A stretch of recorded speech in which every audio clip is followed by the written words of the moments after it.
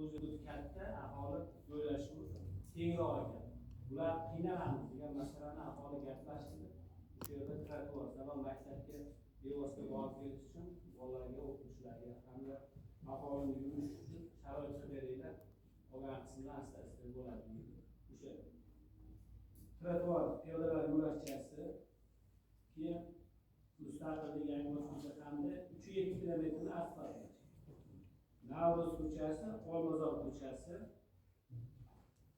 Maderol ko'chasi, Qabriston yo'li, Yangiobod ko'chasi, Jiydazor ko'chasi. Yana 1.1 kilometr asfaltlash rejalashtirildi. Bundan ham o'sha maqsad mana aytgan narsamiz suvni tashlaydigan bo'lsa, mana 3 ta qaror bo'yicha ijaraga olingan yerlar shunday turibdi. Foydalanmayapti. Bu yerda sozlanib, shu yo'lni yuradigan bo'lsa, bu yerda agarda suv qo'shimcha bo'ladigan bo'lsa, aholi daromadi keyin bo'ladi. Hozir chorvachilik rivojlanyapti. Bitta san'at chiqdi. 24 ta odam uyda chorvachilik qilyapti. Yana qo'shimcha bu yerda yer ham ko'p. Aholi ham o'zlaridan bu yerdan ko'chib borishga erishiladi. Yo'lni to'g'rilab qo'ysa, ekin maydoni ham yaxshi bo'ladi, suv yaxshi bo'lsa, daromad oshadi. Keyin bitta drayer qilamiz deydi bu yerda. O'sha hali odam o'jaganidan fikr chiqdi, chorva qilsa bo'ladi. Hokimimizga ham doq tushdi. Haqiqatda shu chorvachilikda. Chorva tarqar, lekin shu yerda bir ko'rsataylik mahallani degan fikrga berdilar. Buni hozir ustida ham ishlayapmiz. Nimasi bo'ladi? Asosan mana shu 4 ta mahallada olib boradigan ishlar shu. Bu 60 milliard oladigan bo'lsa, plus 12 milliard, 72 milliard deylik. 72 milliard davlatimiz tomonidan bevosita byudjetdan ajratilgan mablag' hisoblanadi. Shu ikkita og'ir tuman, og'ir mahallalarda hisobidan kelib chiqib, tumanni kompleks dasturi ishlab chiqqanmiz. Bunda nima bo'ladi? Bu dasturda plus mahalliy byudjetdan ajratilgan mablag' bor. Investitsiya dasturida ajratilgan mablag' bor. Mahalliy byudjetda investitsiya dasturida 42 milliard investitsiya dasturi 42,7 milliard. Mana tumandagi hozirgi 45-maktab, mana ingichkadagi deputatlardagi bilgan bo'lsa, bog'cha remont qilyapti. U mana ses necha yildan beri nimaga tushadi? Uning dasturi to'liq remontdan chiqadi. Shu investitsiya dasturida 8 ta obyekt bor. U shuningdek, o'sha 1 trillion 140 milliard rejalashtirilgan. Bundan tashqari tijorat banklariga lьгота berilgan aholi uchun. Bizi tumanni o'ziga 505 milliard, adashmasam 505 milliard, 508 milliard resurs beryapti. Boshqa tumanga nisbatan bu yerda lьгота.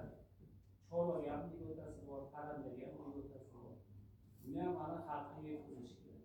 Keyin hozirgi mana shu dasturlarda shu joylarda borib tanishtirishimiz, boshqa qilishimizda men qilaman degan tadbirkorlarni o'z mablag'idan 100 million oshiqroq mablag' rejalashtirilgan. Bu hali kengayib boradi. Yo'l bo'layotgan keyin o'z-o'zidan tadbirkor boshlaydi.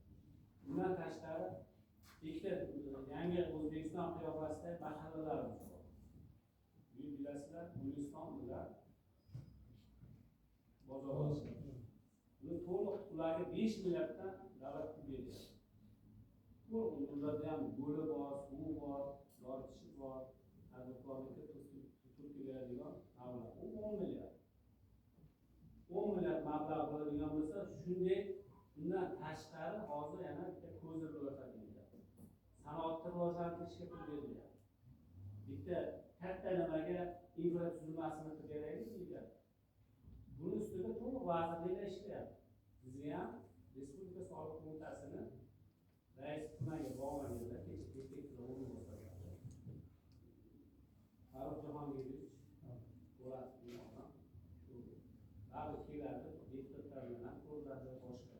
Hali biz bu odamlar ham yo'lga mablag' so'raymiz deydi. Respublika universitetidan davlat bersa, tumanda katta ro'yxatdan chiqarib olsak, bo'lgan masalalar bir-biriga tortib ketadigan plan bor. E'tiborlaringiz uchun rahmat. Rahmat. Kun tartibidagi masalaga esa ma'ruzasiga savollar bormi? Marhamat.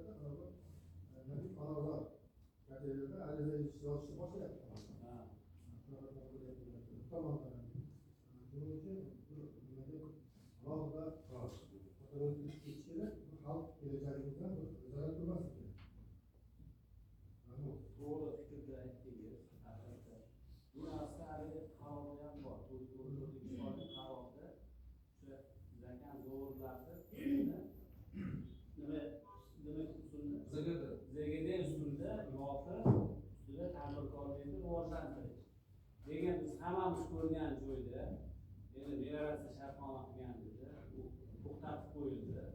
U zegadagi o'rinishda boshlamagan. Haqiqiy zegada stol masalan qo'ydingiz. Haqiqiy zegada mana o teobaskadan kelib gigantik uylarida arxitektura ro'barasida zapravkani shu orqasidagi joyda yo'q. Ashida o'zida 800 metrda orasida 20 ta tadbirkor o'sha faoliyat boshlashga tayyor holatga keldi. Bizda ham driver loyihamizda bor, bitta loyiha bor. Siz aytgan joy bu tarafda emas. O nari Tegirmon, Gultoli Kalsoyda zakanda boshlanishi kelib Delfingacha. Delfingacha zegada boshlanadi. Bu yerda siz zakandani nimasi boshlov, agar ko'rgan bo'lsangiz, ag'dan kelib oqib o'tmaydi, lekin boshlanishidan kelib bu yerda tadbirkorlik biz namuna qilib ko'rsatmoqchimiz shu yerda. Bu haqiqatda agarda shu masala bo'ladigan bo'lsa, yaxshi qaror qismiga qo'shib bildiramiz. Biz u deputatlar borib ko'rdik demaydi. To'g'rimi? Qanday qilish kerak? Yana savollar bormi?